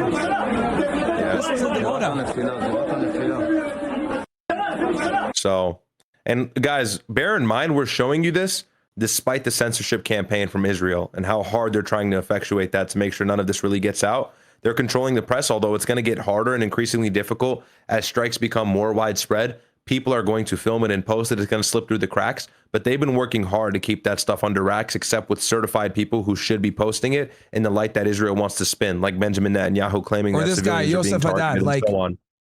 Look, fire missile population as a crime against humanity. Look, literally he's showing all, because this is an Israeli Hezbollah, so you know that these are going through. Look, these are the cluster missiles that they're bitching about. Right? Look at this. What is this? This is at least 5 Palestinians killed in a village in Hebron area by Iranian missile. Yes, 5 Palestinians were killed. I'm going to go through and make that, because hold on, let me not share, because that's kind of violent, and I know that you're. That'll get me cooked. Hold on, I know what to do. There we go. And I'll read some chats really quick. Halo King says, "What are your thoughts on gold in relation to the war? I'm wondering why it's performed so poorly, even though this war is extremely inflationary." Well, no, you hold on to it. I don't think it's performed that poorly, though. Thank you for the super chat. Free Palestine from Z's. Yeah, they're all in it for themselves. Think about it. Iran still needs a deal to survive. They're not really worried about Palestine. Yeah. I mean, I agree. Look, they've weaponized the cause for their own good and their own doing. But we got to take what we can get. Better than nothing. You know what I mean? Like if you're a Muslim and you have a vested interest in a two-state solution, then that's actually helpful for you. All right. Look, like you see, this is coming from Yosef Haddad, who's like a Hezbollah agent for Israel. Even he's showing off the damage, bro. Missiles are getting through. Like, this whole 90% capacity is a bunch of lies. They're bragging about all the different things they can do. But as you can see, their missiles were struck down trying to hit Diego Garcia. The endurance and the payload. Oh, yeah. Also, there was talk about that not being them, actually. The Diego Garcia. Because that's 4,000 kilometers. So Iran said it wasn't them allegedly. Apparently, yeah, that's what they said. You know, that'd be a little conspiratorial here. Let's have some fun. That does open up the floor for some interesting questions. I actually retweeted that. I said interesting. Because normally they take credit for everything. Even that they didn't do, they take credit for. Like, so for them to not take credit for that is kind of weird. There's two possibilities.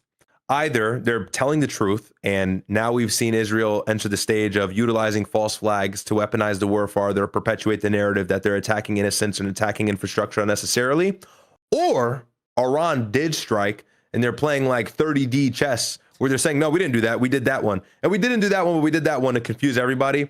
There's a potentiality. And look, I'm just having fun with theories, but it could just be that Iran wants to get people to think that Israel is conducting false flags, which, by the way, they have the deepest extensive history of doing. They're the most guilty of doing such said action. So who knows? You know, who knows? But I did think that was interesting. And I would probably expect to see an increasing amount of strikes that Iran does not take ownership for. So we'll see what happens as time progresses. Dope and in music says communicate when to interrupt each other, guys. Okay, bro. Thanks for the constructive feedback. Go ahead, bro. All right. Of the B-52, this allows it to do things that lighter jets can't really do when it comes to taking out these bigger facilities. I mean, the amount that the B-52 can carry is basically scary. So the B-52 can turn missile factories into history, but wait until you hear. Dude, a bunch of the missile factories are underground, dude. Like, is this guy? This guy's an idiot. And we don't even know where they all are across the country, bro. And if we hear how, yeah. That's badly ridiculous. Iran's rhetoric is crumbling under this pressure because Iran's regime built the Kui-Barj Mali site specifically to produce those ballistic missiles, which they thought were going to completely protect the regime. And they might have, actually, if you would have let that play out for another 10 years, and they had 10,000 ballistic missiles. They only had 2,500, luckily, at this point. But those facilities feed the IRGC's arsenal for... I think they got way more than 2,500. How many ballistic missiles have they already shot at this point? Let me Google that shit. Like, I saw Mario tweet it, but I'm gonna grok it right now. Yeah, how many? Yeah, because it's very important to do the difference between how many ballistic missiles has Iran fired so far as of today, right? Let me see here. Oh, go ahead. What's the number? Okay. As of March 23rd, 2026, Iran has fired hundreds to over 1,000 ballistic missiles since the escalation of the ongoing war with the U.S. and Israel began. So, key figures from credible reports. The IDF report on March 20th, 2026, that Iran had launched 365 ballistic missiles specifically at Israel since February 28th. A Fars News agency military source, Iran affiliated, stated on March 5th, 2026, that Iran had fired over 500 ballistic missiles and naval missiles combined, alongside 2,000 drones. Okay, hold on. Okay, what is the total across all sources? Gotta be real specific with these.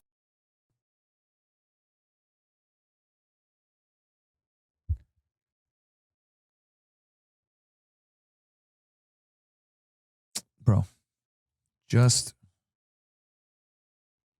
give me the number.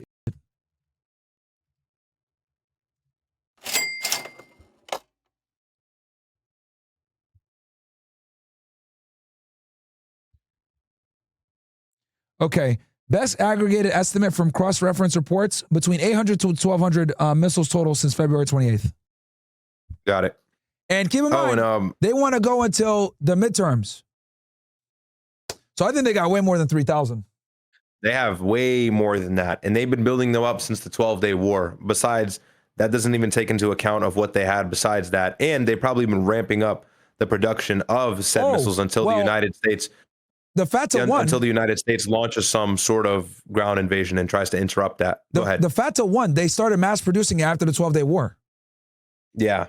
One of their like streamlined hypersonics. They started streamlining this shit up right after. And that one is not even required to penetrate airspace all the time. Sometimes they just use a cluster combination, and that does the trick. By the way, I don't know if you saw this, and I'll just quickly mention it. And it's like stuff like this that this guy will just never acknowledge. that makes the greater point. NY Times has essentially confirmed that Israel played a role in stimulating, or I think he meant simulating, the violent regime change riots that left around 3,000 dead in Iran this January 8th and 9th, but which were marketed in the West as pro-democracy protests. So New York Times actually reported on the fact that Mossad and U.S. intelligence assets were involved. Oh, you need any more proof? New York Times? When did that come out? This was, so Max Blumenthal tweeted this not too long ago. He tweeted this 2 hours ago. Vindicated yet again, bro. Yeah. On top of all the other, like, overwhelming amount of evidence we have. I will literally debate anyone on this topic that the protests were 1,000% astroturfed intelligence operations. Like, yeah, it's irrefutable it proof says now. Here, instead, Mossad's strategy during that period was to try to weaken the government until it essentially surrendered to Israeli and American demands, using a combination of crippling economic sanctions and operations to assassinate Iranian nuclear scientists and military leaders and sabotage nuclear facilities. Over the past year, as the prospect of Israeli military action against Iran became more likely, Mr. Barnea reversed Mossad's approach, devoting the agency's resources to plans that could lead to toppling the government in Tehran in the event of a war. In recent months, according to officials, Mr. Barnea came to believe that Mossad could potentially begin igniting riots around Iran after several days of intense Israeli and American airstrikes and the assassination of senior Iranian leaders. And then we have the Mike Pompeo tweet as the cherry on top. You got to love it. I mean, they just make it super easy these days. You don't even have to be a conspiracy theorist anymore. It's in your face. Yeah, bro. Like, and yo, shame on PBD and his entire team for saying that it wasn't intelligence operation from the Israelis and PBD is so raw. Yo, shame on them, bro. Shame on them. They spent an hour sitting there talking about, oh yeah, it was 100% the people coming and trying to protest against the regime. Shame on them for that, bro. Like, PBD's like hate for Iran is like really shown over the past couple of weeks, bro. You can't trust anything they say when it comes to this war. They're so wrong. They are so wrong. Me and my brother already debunked all their points, and now that the New York Times is finally coming out and reporting it, everything that we told you guys months ago, back in January, that this was a Israeli Mossad op. So they're so wrong on this, dude. Also, guys, I'm going to end the YouTube stream here on my end very soon. So come on over, guys, to Kick. I dropped the link in there. I just came on for a little bit, give you guys a little bit of sauce because I got this broadcast going on with my brother. But come on over to Kick. Come on over to Kick. Or you can go to my brother's channel, Ryad's Report, either or. It's tagged in the title, I think. So go ahead, jump in. I'm going to end my YouTube stream right now. Come on over to Kick or come on over to Ryad's Report, either or. Or actually, you know what? Do both. Open up a tab on both. That would really help both of us out. Even if you prefer to watch on Kick, open up a tab for my brother. Or if you prefer to watch on YouTube, open up a tab for me if you don't mind on Kick. Really would appreciate that. Helps quite a bit, man. The more live viewership we have in Kick, the better. I'm already doing you guys a solid by doing multi-streaming, which I hurt myself financially for doing that like a fuck. I should be just streaming to one platform, but I still keep Rumble and all these other platforms open for you guys. So only thing I ask is open up another tab. One for YouTube for my bro, Ryad's Report, and then one for me on Kick, kick.com/MyronGainsX. But I'm going to go ahead and end the YouTube stream now, guys. Come on over. Ending the YouTube stream. Follow. Come on. Okay, so let's keep going on with this more. Those close range, middle range, and even the long range threats for striking deeper and deeper across the world. At some point, they would have been able to strike the east coast of the United States, and obviously the UK would have been struck before that. But after weeks of coalition hammering with the B-52 and other assets, Iran's missile production is getting gutted, air defense is shredded, and Iran's maritime assets in the Strait. A lot of those are decoys, bro. Like, that's just standing there. What are you talking about? Like, of Hormuz, likely right around that critical choke point. As we look at the map here, you can see all these different areas where they likely can have these different proxy threats. And now we're moving into the next phase where these need to be focused on. And this is not an easy thing. Remember, you bring in the sledgehammer, you crush the big things, and then it takes a while for that surgical scalpel to come in and make things happen. Yeah, 3,500 Marines or 4,000 Marines are going to go invade Karg Island in the Strait of Hormuz, which, by the way, you're like a sitting duck when you come in. If you look at the vantage point from the mountains, it's like you can literally see them coming from miles away.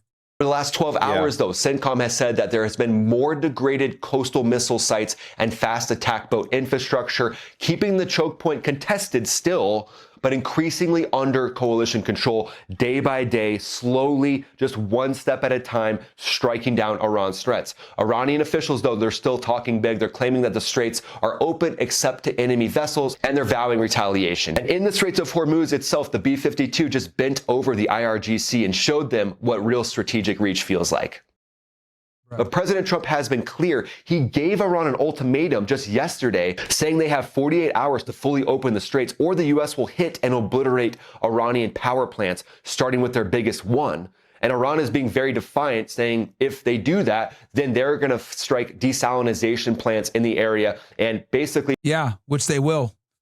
Once you start destroying power plants, gloves are 100% off, bro. That's like one level below nuclear weapons.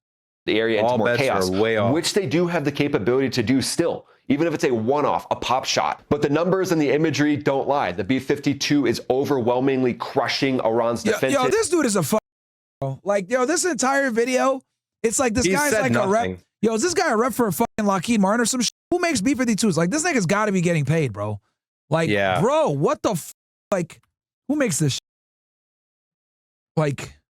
Is it Lockheed Martin or like who makes it? Oh, Pratt & Whitney. Okay. Bro, like this guy's got to work for Pratt & Whitney. He must be getting a check. Like this is embarrassing. Yeah. Like what the is this guy talking about, bro? I mean, to be this dishonest, especially at his age, he doesn't seem that old. There's got to be like some hidden financial motive or somebody in his pockets to charge him up to say such just inaccurate and disgusting rhetoric. He's like missing every single great point. He hasn't made any coherent point in regards to how the United States is going to cover any ground in the war. It's really painful to listen to. This guy's got no idea what's going on. Yeah, I'm actually getting, I'm like, my head is hurting. Do you want to, you got to know something else you want to watch? This, I mean, like, no, I mean, this is funny, but he has not made one point. It's amazing because he's exposing himself. I don't know if he's made one point that actually stands look at this as show. the Like, fact this that the is what United kills States me. is winning. Look at this. Hold on, we're at 10:47. We're almost done with this. Like, dude, look at this. Almost 600,000 views, bro. Yeah, that's absurd.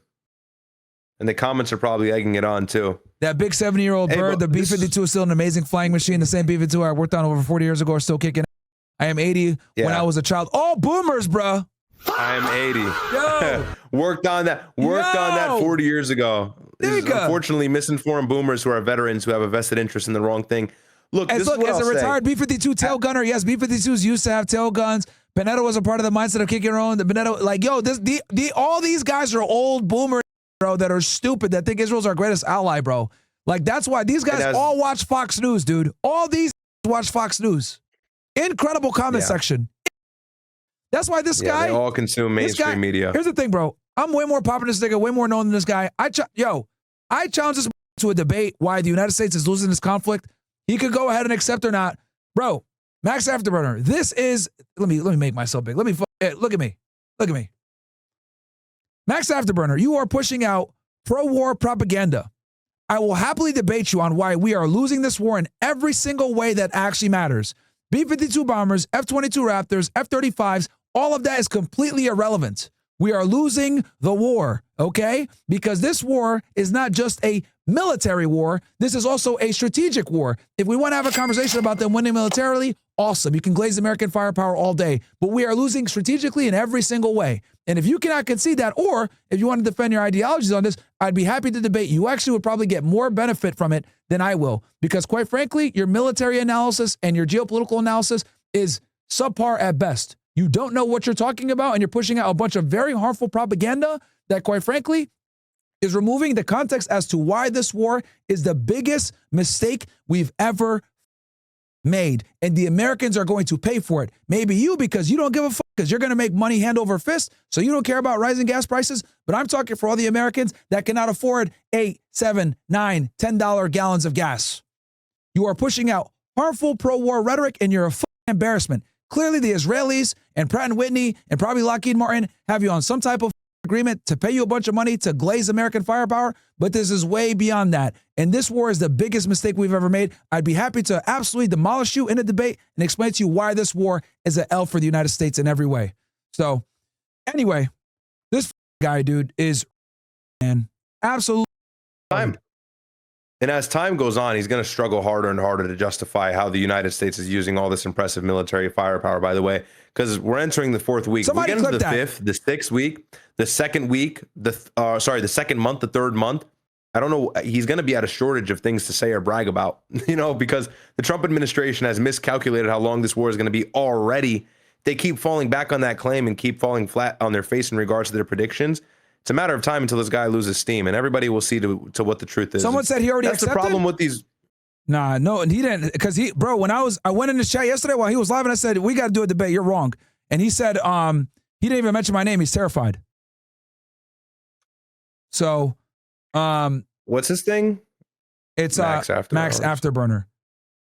Did he actually accept? Somebody tell, if he actually accepted, give me the link and the timestamp. And we'll up and I'll embarrass his ass live. We can have a neutral moderator and I will explain why this war is catastrophic in every single way. It will be one of the greatest whoopings you guys have ever seen on YouTube.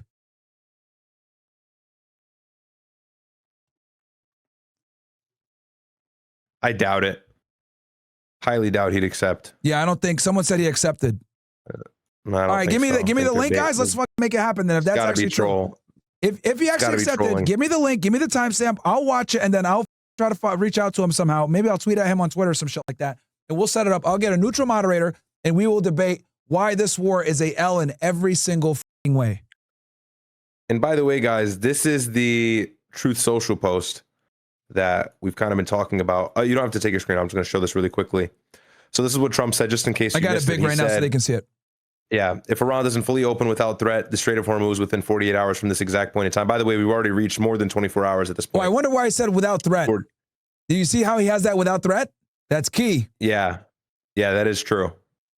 That is true. If Iran does not fully open without threat, the Strait of Hormuz within 48 hours from this exact point in time, the United States of America will hit and obliterate their various power plants, starting with the biggest one first. Thank you for your attention to this matter.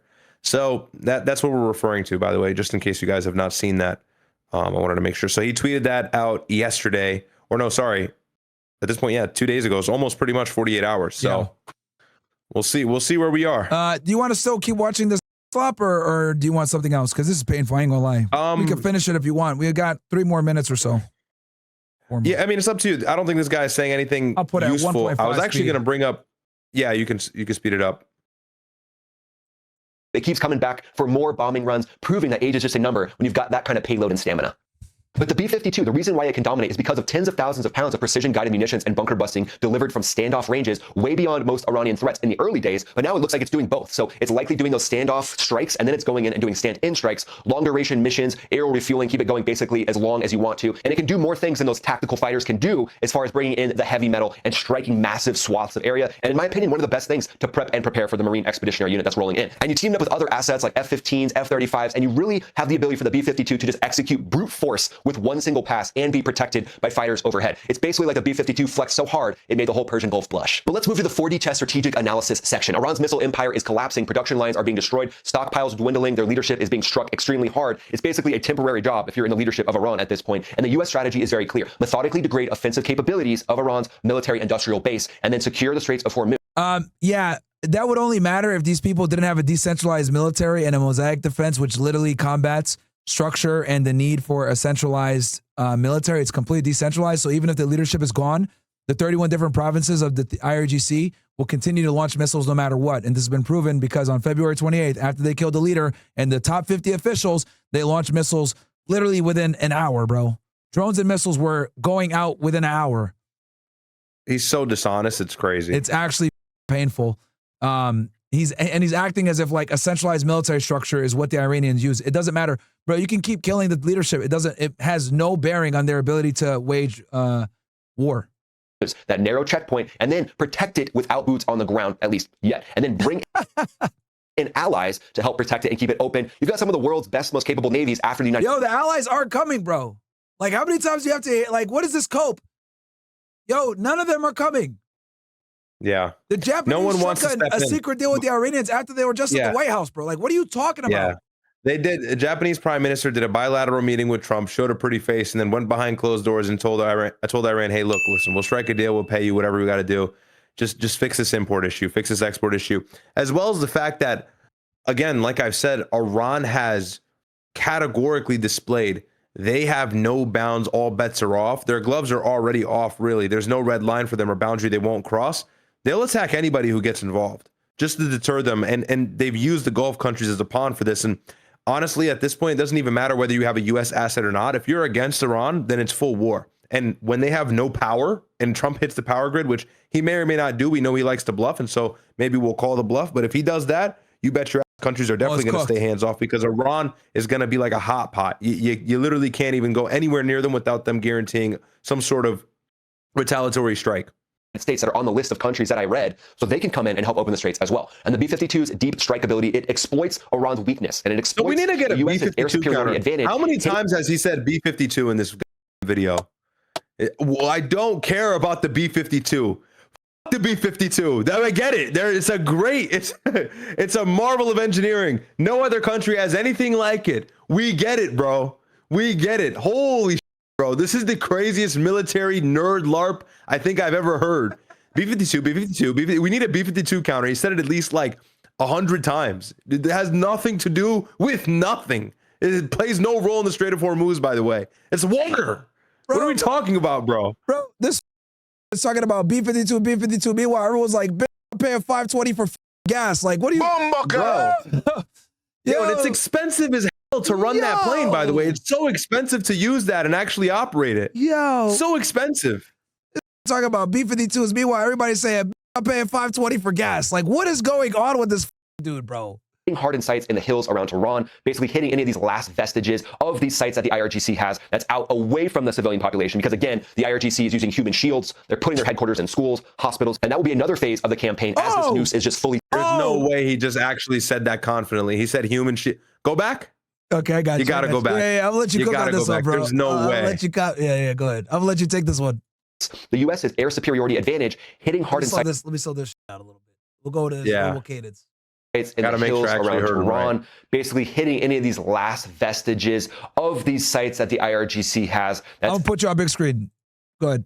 Out away from the civilian population, because again, the IRGC is using human shields. They're putting their headquarters in schools, hospitals, and that will be another phase of the campaign. Right. Yeah, just pause. So he's talking about the school strike. First of all, all right, that kind of outs him. This guy has got to be paid by some sort of foreign agency or something. There's no doubt this guy's a paid agent. Yeah. Because the human shield rhetoric, like, that is a key term. Like, that's like hearing an Israeli speak Arabic and then you hear the ha instead of the ha. That's the first thing. Secondly, in regards to the whole human shield thing, first of all, yeah, there could have been military leadership in that school. It hasn't been confirmed yet, whatever. Trump was asked about that in Air Force One. And he lied, by the way. He opposed and contradicted intelligence statements and Pete Hegseth. He lies and he says, well, I don't know who did that strike. It was probably Iran. They're inaccurate with their munitions. And then the camera pans over to Pete Hegseth and he goes, well, we're investigating. So he had to like backtrack and simultaneously not contradict Trump. You put him in a horrible position, as well as the fact that the Pentagon had stated that it was the United States. And we don't even need that. Even if it wasn't the Pentagon, if it was intelligence, it was a Tomahawk missile. It was, but regardless, let's say that he'll take the fact that it was the United States, it was a Tomahawk missile, a human shield, whatever. We're going to kill 190, 180 innocent adolescent girls for the sake of killing not even, one. They're like 10 years old, like 8, 7, 9, 10. Tiny. These are children. The same thing as Gaza, for the sake of decapitating some unimportant, irrelevant military official that plays no role in slowing down or speeding up Iran's nuclear enrichment, their ballistic missiles program, their proxy network. What are you talking about, human shields? It was the most unnecessary strike of the war, and it's what's caused a lot of condemnation. These are the kids right here on the screen. Yep. Yeah, this is the same thing with the whole Gaza rhetoric, and this is the situation that I said would unfold. You're going to see civilians being killed and them weaponizing the idea of human shields and whatever. This guy is just disgusting, bro. And these are the levels that you have to stoop low to. The bar is really low here, but these are the levels that you have to stoop to in order to justify such said strike. So again, that is just like another Hasbara spinoff, another lie. He sounds like he's making $7,000 off of that video, quite frankly. But, I don't even know why I'm surprised. These are all the beautiful children that were killed. Like, are you serious, bro? Like, you're going to sit there and say human shields? These kids were human shields? Like, it's disgusting, bro. Disgusting. By the way, the United States I want to make sure I show you guys. I want to show you guys the faces that were killed. I want you guys to see them. I want you guys to see this. This is what our tax dollars are paying for, and we get no benefit besides raining destruction, death, and killing innocent children for no benefit. You guys are paying more for gas for this shit. You guys are paying into a military that is bombing and killing innocent kids. That's what Max Afterburner is not going to tell you guys. We got to get this shit back. These are children. Children, innocent kids. Babies. Literally, Fucking some of them kids. are babies. Are you kidding me? 4 and 5 years old. This wants to sit here and say, yeah, human shields. Get the fuck out of my face, Max. And that's why I am fighting against all of these.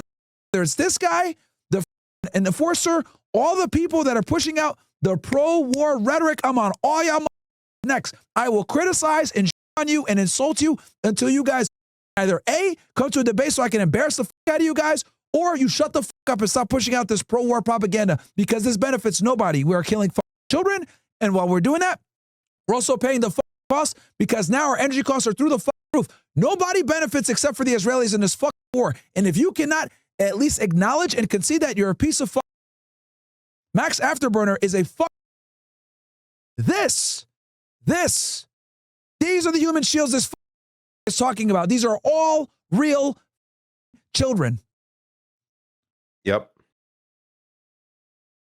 Incredible. But sorry, you're going to say something? Ridiculous.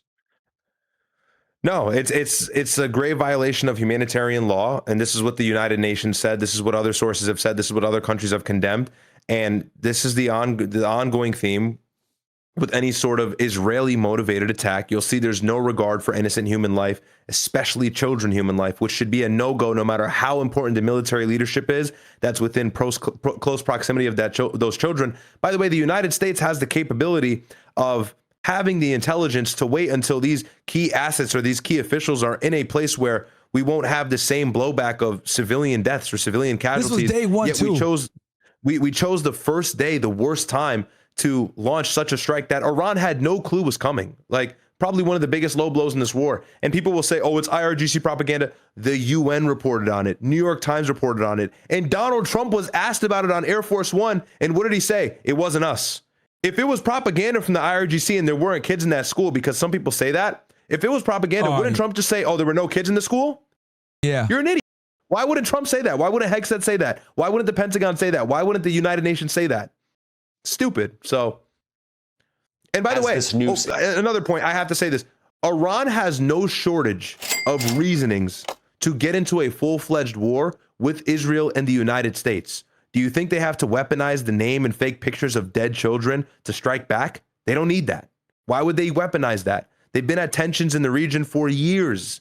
They don't need to lie about dead kids. They don't need to kill their own kids to justify it. They don't need to launch some sort of false flag to justify a war. There's an appetite to go to war with the United States and Iran. The IRGC is fed the fuck up with the United States and Israel, something that's not apparent here. So if you see a strike here, you see an attack here, that actually might be fake. And we've seen that historically with the United States. We tried it in the 60s. We've tried it before. Israel's tried it on our soil. Israel's tried it in the Middle East. So they're not the people to do that. And they're all going to say, I'm defending them. Use your brain. Just use your brain. It's common sense. Yeah, killing kids is never right, side bro. I'm on. Like never killing innocent children in school is never justified. I don't give a fuck what anybody says, especially when you know that killing high rank. Let's say they said, oh, well, we knew some IRGC guys high ranking were there. Well, are you really going to impede their ability to still launch missiles? No. So you killed a bunch of kids for no reason, for no strategic purpose. Honestly, if you actually know how the Iranians fight, you know that they have a decentralized response. So did you really need to blow up a school and kill 200 kids? And it's inexcusable. Like, I don't give a fuck what anybody says. Like, this is the one topic that I have my red line on. Like, you guys know I make fun of women. I make fun of but when it comes to kids, that's red line. Like, no, ever. So, and then like Pete Hegseth have the nerve to say, let's pray. Bro, you're a fucking murderer. A mass murderer. Yeah. And this guy's got some nerve, because he could have at least conceded at the school point and went, you know, we had a strike on a school. I didn't agree with it. I thought it was nasty. And then continued on with his narrative. But he went as far as to perpetuate the human shield thing. And it's like, wow, you know, we've reached the new low. You could have at least conceded on that. You don't have to agree with everything the United States do or is doing to be in favor of this war. Even then, I'll grant him that. And he still didn't take that option, although it was available to him. So it shows how bad faith he is. And then also, yo, Uncle Len 1K, appreciate you. If you guys are brokies in the chat, just say fries in the bag and someone might gift you a sub on Kick. Is just fully tightened right now on the military and on the Straits of Hormuz. And a lot of corporate media outlets are saying, look, this is a blunder. This isn't going well. Well, yeah, this would be nice if it was over in 12 hours, but this is a multi-month campaign, if not a little bit longer. Yeah, but that's not what Trump wanted. Trump wanted this to be done in a weekend, buddy. go on longer than that. He wanted this to be a few days long. Plan from the U.S. military has always called for. It's not like just because President Trump is there, he can snap his fingers and now make this a 5-day operation. The That's what he hoped. Objectives being met. That's what he planned for. That's why he has to keep changing his story. Have to be done methodically, and there's no shortcuts, unfortunately. But I do understand the frustration. It would be nice if this was done in 12 hours. So picture this, Iran doubles down. They try to fully close the Strait. At this point, B-52s... It is closed. Why is this guy assuming that it's not... bro, it's closed. What are you talking about? Yeah. Go full persistent nonstop patrols, basically carpet bombing areas around the Straits of Hormuz. That means unleashing massive amounts of JDAMs and wiping out anything that could be connected to the defense industrial base that's threatening shipping. At that point, they'd be pounding any surface coastal areas and underground ballistic anti-ship missile sites. And then the team of Marines is arriving. The Marine Expeditionary Unit, about 2,500 Marines, potentially there to amphibiously, surgically strike anything else that's threatening the Straits of Hormuz. Now, would they be boots on the ground? Maybe, but they don't have to do that. They have amphibious capability. That is boots on the ground. Yeah. Are you stupid? That's effectively boots on the ground. That is effectively boots on the ground. Again, this guy is really bad faith. Are you serious? Completely dishonest. He knows that with his alleged military background. How does this have 600,000 views, bro? This guy's got to be botting, man. Yeah. When he goes live, he has like and less than 3K watching him, and he has like 600,000 plus subscribers. This guy's got to be botting, bro. Like, it's I'm going more to than rewind 2,500 Marines. The Straits of Hormuz. Now, would they potentially there to amphibiously, surgically strike anything else that's threatening the Straits of Hormuz? Now, would they be boots on the ground? Maybe, but they don't have to do that. They have by Marines being there, by definition of them being there, that means boots on the ground. Yeah. Yo, this guy, also, this Marine unit, so this expeditionary unit that he's talking about, right? It's a small. And by the way, guys, expeditionary means like for any purpose. Go ahead. So it says here is the smallest form of the Marine Air Ground Task Force in the United States Fleet Marine Force. Each MEU is an expeditionary rapid reaction force ready to answer any crisis, whether it be a disaster aid or a combat mission. MAU was the name used until the late 1980s.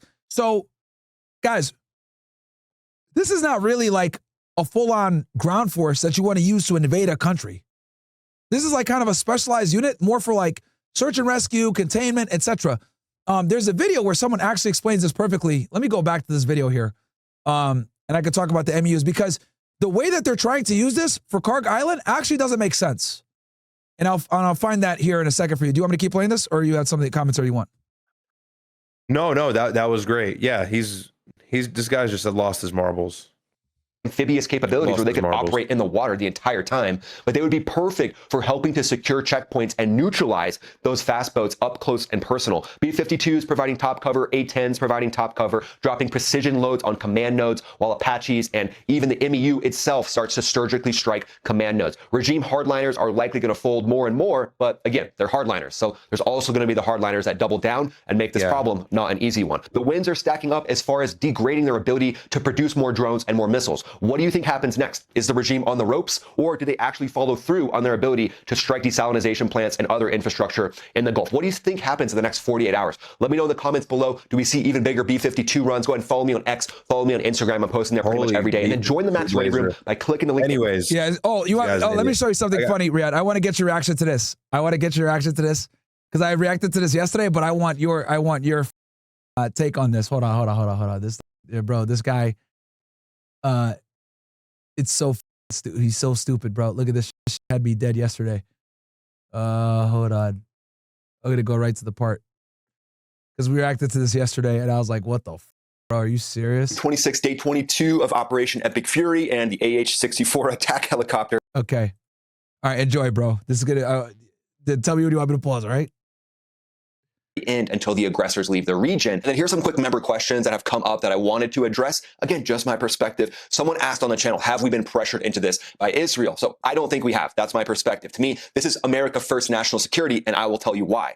Iran has chanted death to America for decades. They've raced towards a nuclear weapon, and we're actually getting reports that just came in a couple days ago from CIA Director John Ratcliffe, and he stated that while the U.S. strikes have prevented Iran from enriching new uranium to 60%, Iran still possesses a significant stockpile of 440 kilograms of 60% enriched uranium, which is considered weapons-grade material and enough to potentially produce at least 10 nuclear weapons. And we've seen reports that most of that was likely stuck in some of the compounds that were struck in the 12-day war and also recently Isfahan, Natanz. However, it looks like there's potential movement around those sites, so we don't know exactly where all of that uranium is right now. So that leads me to this question. Do you want me to rewind it, or are you good? I am taken aback. I'm good. I'm taken aback in the fact that he just said that.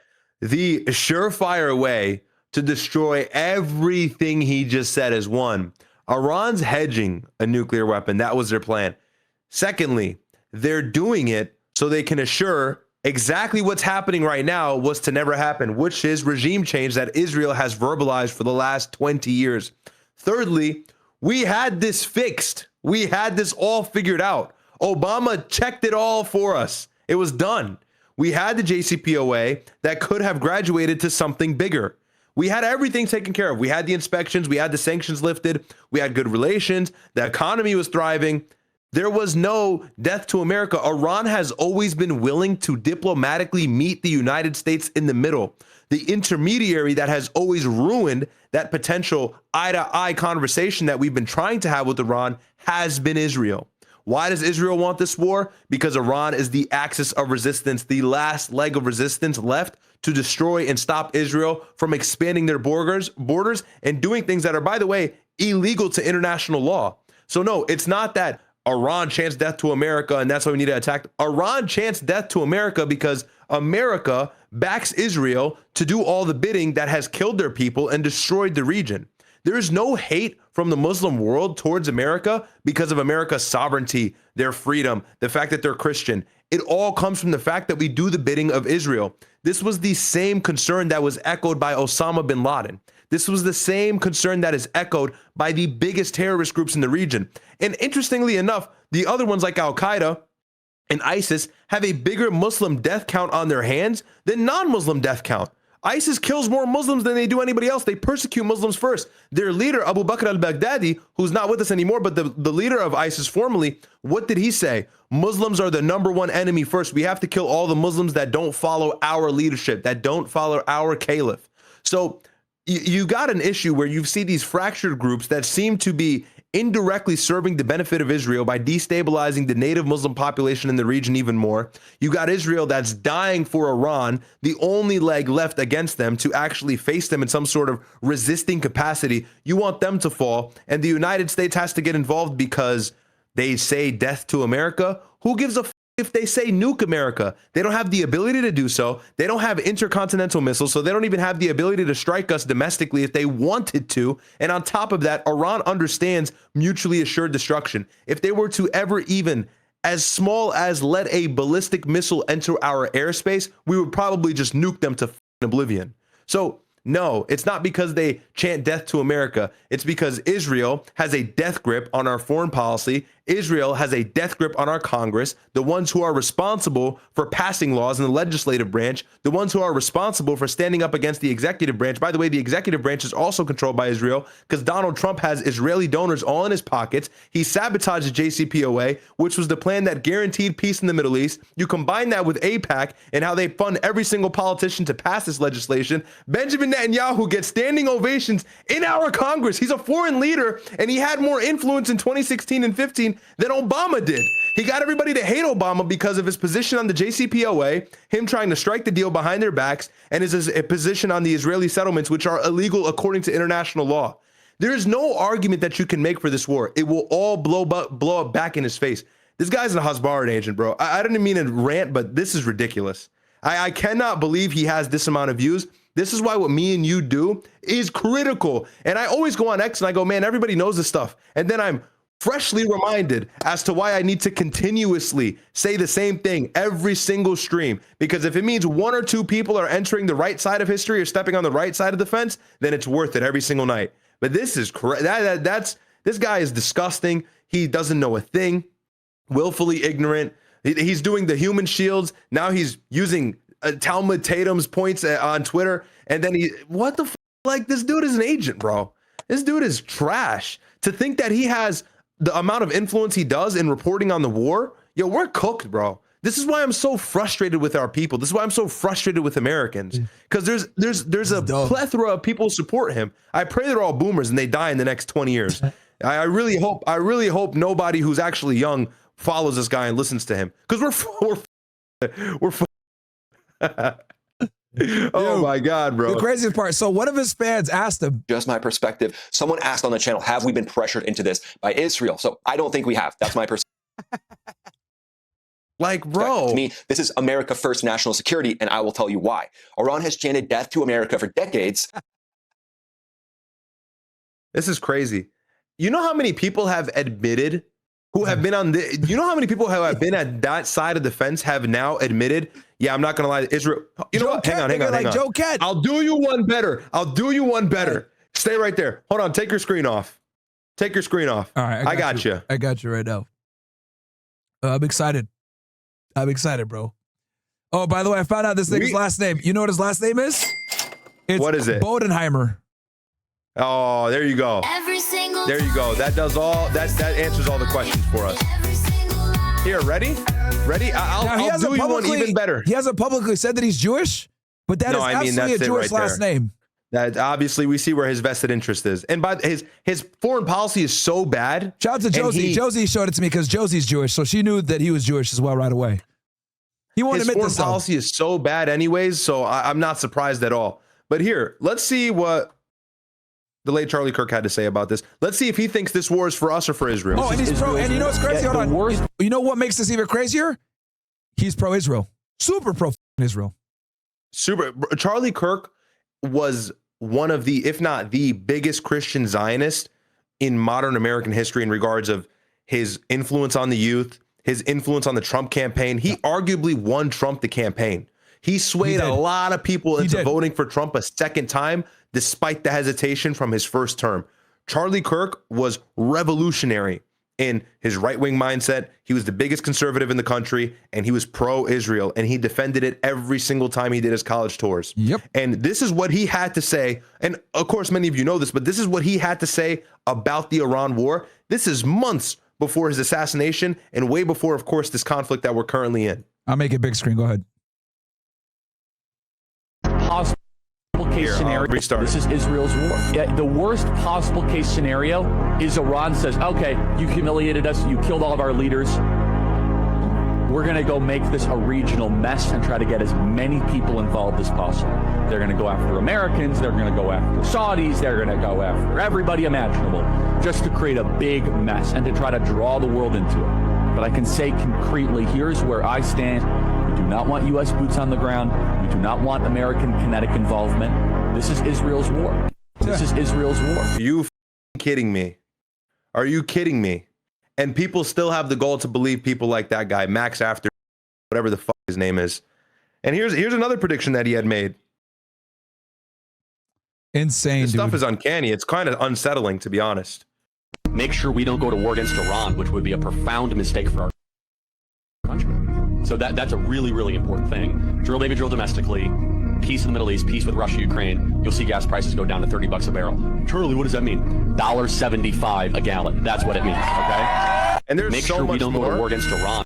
There's so much more, but that's just kind of like and that he is the one of the big. of it. He is, like you said, I would agree with you that he was the biggest pro-Israel political commentator in the right wing. And how do I know that? Because he ran Turning Point USA, which was predominantly funded by Zionist donors. So people showed their support with their money, and he was able to do that. So this guy's a super weapon for Zionists. Yeah. They utilized him heavily because he was white, he is Christian, he's conservative, he's TradCon, he's all the great things, all the great buzzwords and key terms that, people are trying to push so much on the right, but he was also a hardcore Zionist. And not only that, let me turn my camera on, turn it back on. The other thing people need to understand is that, there's no other more credible source. Even he knows, as the biggest Zionist supporter of Israel, and I know those people said, oh, you're starting to turn on Israel. That's irrelevant. What we're talking about is way before this alleged awakening. He was still saying war with Iran is bad. Yeah. Joe Kent talked about how he went to the White House lobbying for him to not go to war. Begged them to not bomb Iran. Steve Bannon begged them to not bomb Iran. Tucker Carlson begged them recently for this war not to bomb them. Here we are. And then you got like Max Afterburner has the nerve to say, oh, you know, we're not going to war for Iran. Are you, bro? Sorry, for Israel. And then he like gives this whole like bullshit. Oh, MEU, by the way, look at this video I got as far as the MEU goes. This comes from an actual Marine, okay? So this Marine vets take a spot on it. He got real experience from deploying to the Strait of Hormuz in 2010, and he's accurately explaining that an MEU is a rapid response force for maritime security evacuation, limited ops, not a full invasion army. Let me go ahead and run this for you guys because he was talking about Max after, because I need to, you know, we need to clip this. So let me go back to his original video. Welcome to today's video. It's March 22nd. Because I need someone to clip this. What you guys are about to see. And that's what the operational plan from the U.S. military has always called for. It's not like just because, picture this, Iran doubles down, they dams and wiping out anything that could be connected to the defense industrial base that's threatening shipping. At that point, they'd be pounding any surface coastal areas and underground ballistic anti-ship missile sites. And then the team of Marines is arriving. The Marine Expeditionary Unit, about 2,500 Marines, potentially there to amphibiously, surgically strike anything else that's threatening the Straits of Hormuz. Now, would they be boots on the ground? Maybe, but they don't have to do that. They have amphibious capabilities where they could operate in the water the entire time, but they would be perfect for helping to secure. That's effectively boots on the ground. But let's go ahead and talk to an actual Marine that used to do this. Let's see what he's got to say, because clearly this guy, Max After Retard, doesn't know what he's talking about. That the deployment of the 31st Marine Expeditionary Unit to the Straits of Hormuz means the United States is about to launch a ground invasion of Iran. As someone who actually deployed to the Straits of Hormuz with the 15th Marine Expeditionary Unit back in 2010, 16 years ago, let me slow that conversation down a little bit because you're wrong. A MU, a Marine Expeditionary Unit, is not an invasion force. A MU is about 2,000 Marines on a few amphibious ships broken up amongst them. It's basically a floating crisis response team. They train for raids and evacuations and securing small objectives, anti-piracy missions. Also, keep in mind, guys, this said, oh, it might not be boots on the ground because they're going to be from the water. If you're in their territorial waters, you're boots on the ground. You're effectively like, is this guy serious at Max Afterburner? Well, it might not be boots on the ground because they're going to be on an amphibious ship. That's still considered boots on the ground. You're in their waters. Exactly. Maritime security. The bodies are there. They're present. Yeah. Like this guy's nuts. The United States were about to invade Iran on foot with mechanized infantry and armor. You wouldn't see 2,000 Marines broken up on a few ships on a MU. You would see hundreds of thousands of troops, months of buildup, massive amounts of logistics being shifted, entire armored divisions moving into the theater. That's not really happening, is it? What a MU is actually useful for in a place like the Straits of Hormuz is much narrower in scope. They are there to secure shipping lanes, respond to attacks on tankers, evacuate civilians if they have to, maybe seize a small island or a port if something escalates. That's the kind of mission that a MU is designed for. That's what they are set up for. They couldn't do a ground invasion of Iran if they wanted to. Could the situation get worse? Sure, wars tend to escalate. Are the people in charge people that I trust 100% to do the right thing? No, of course not. But the idea that a single Marine Expeditionary Unit, which is about 3 to 4 ships max, showing up in the Straits of Hormuz means that the invasion of Iran has begun. That is people online who have never served, never deployed. They have no combat experience whatsoever. They have no experience in the military at all. Or a former fighter pilot who's a and doesn't understand the logistics when it comes to ground invasions. This guy's from the Air Force more than likely. The other guy, Max After. Speaking of which, Gaming Rowan Gabe, and thank you guys so much for the gifted sub, and VY Venice and Giannis. Yeah, let me shout out to all you guys. Go ahead. Read these chats really quickly. Some good questions. Halu says energy/oil plants are being targeted as of now. How long until desalination plants are next? Will they or we go that far to cut off water sources? If they attack a plant, desalination plants are next. 100%. That's going to be 100%. If Trump actually follows through with what he said on Truth Social, that can become a reality very quickly, and that'll hurt the Gulf countries badly. As we know, they don't have a ton of agriculture or anything like that. They rely heavily on that water to be converted. Ken Rose, thank you so much for the $2. IMZ86 says, hey, Ryad/Myron, hope you guys are well. I would love to be a contributor, help get special guests on the show. I reached out on IG. Okay, IMZ, I'm looking at the live chat now. Put your Instagram there so I can pinpoint you in the DM. Put your Instagram in the live chat, and then I'll find you, and I'll respond to you.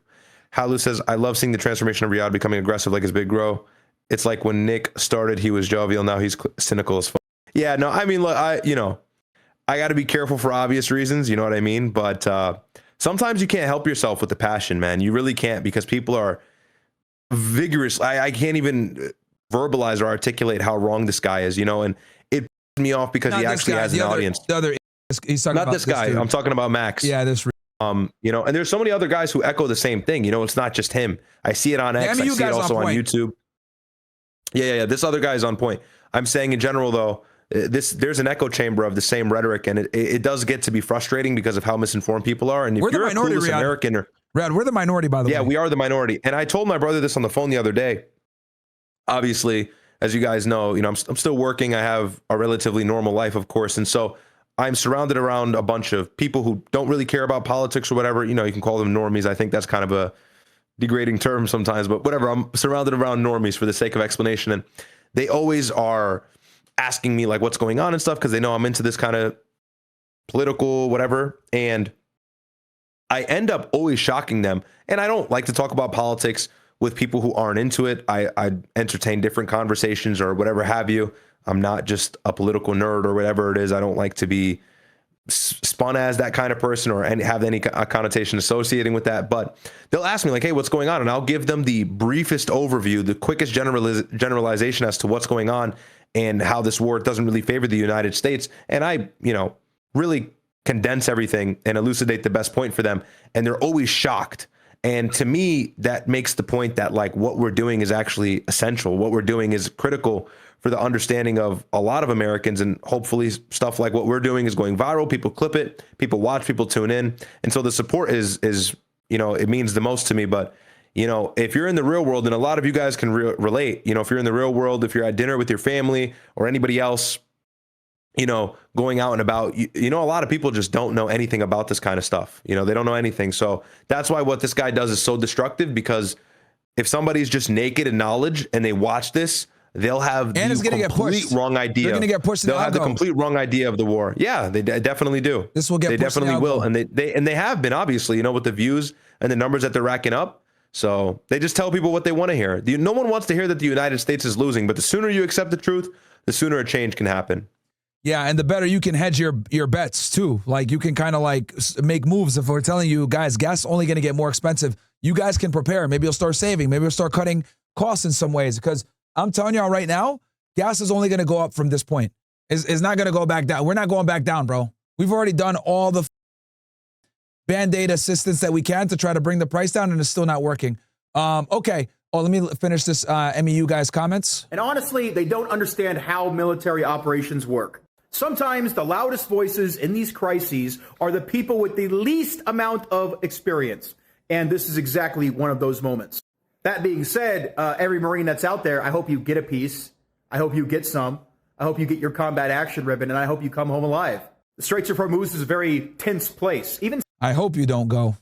I don't want you guys to get your combat ribbon, because that might come at a cost that you might not want that ribbon at. 16 years ago, every time we went through it, the ship got... Everybody wants combat until they get shot, or a friend dies next to them, or they're bleeding, or they get permanently disfigured. Got very quiet. It's all about getting some until you lose some. Everyone was tense. Everyone was at their action stations. Everyone was ready to go at the moment's notice. Of course, today is a lot different than it was 16 years ago, so I wish you all Godspeed, good luck, and get some today. Yeah, I don't want them to get any, because the Iranians are playing for keeps. We're in an elective war, an optional war. They're playing for keeps, bro. They're fighting to defend their land. Like, the people, like, here's the other thing, too, why we're never going to beat Russia and Ukraine, too. The Russians want Ukraine way more than we want to help Ukraine. Yep. Simple as that. And, just so you guys know, we've spent more money in this conflict already than Ukraine. In 4 years of conflict with Ukraine, we have spent more in this war. That's why they're asking for $200 billion. We're spending $2 billion a day on this war.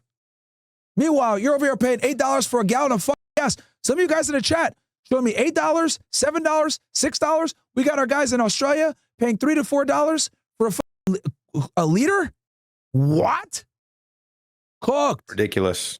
Cooked. It's ridiculous. What do you you got something and also the moral, I was going to say the moral aspect as well. Like, The Iranians and the IRGC, they have home court advantage, and they're the ones who were attacked. So for them, psychologically, there's just so much more of a reason to fight. There's so much more of a passionate reason to fight. The spiritual element is there.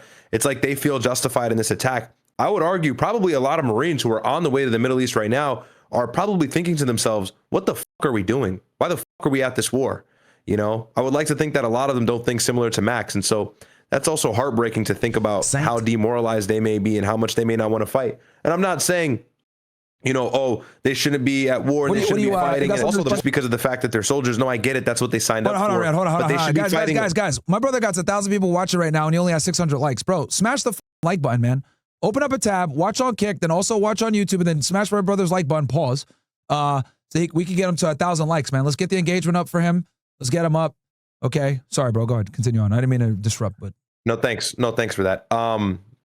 What I was saying is, it's heartbreaking to know that these soldiers are likely demoralized or not really motivated to go to this war, because if they're going to fight, which is what they signed up for, I understand it, it should be a fight that they're willing to engage in, that actually serves the United States, serves me, serves Myron, serves everybody watching who's here in the country. And precisely what they're doing is not serving any of us. It's serving who. So it's really disheartening. And as Tucker Carlson said, he said it's heartbreaking, and that's a great way of putting it. Let's see. B. Rye says, is it possible for another country to send a secret missile to Israel if Iran said they never sent the missile? Just asking. I'm not sure I understand the question. Is it possible for another country to send a secret missile to Israel if Iran said that? No, I don't think that would happen. I see what you're saying. Thanks for the super chat. Shayer BD says, I used to love Enforcer, especially during the Ukraine war, but now it's disappointing how giddy they are with whatever's happening now. Yeah, it sucks, man. But, this is a litmus test. Things like this kind of show you who's on the right side of history, who's paid, who you can actually listen to, who's honest, who's genuine, and then who you should never take information from again. Sorry. So just use this as an opportunity and a scanning process, a vetting process, a litmus test, if you will, to understand who you'll take your information from moving forward. Because I think this conflict is like the best one to scan across the entire media world and see who's on the right side of the fence, who's on the wrong, and mark the people who are on the wrong side of the fence with a big red X. Because if you're wrong on this, you're wrong on everything. This is the easiest thing to be right about, I'd argue.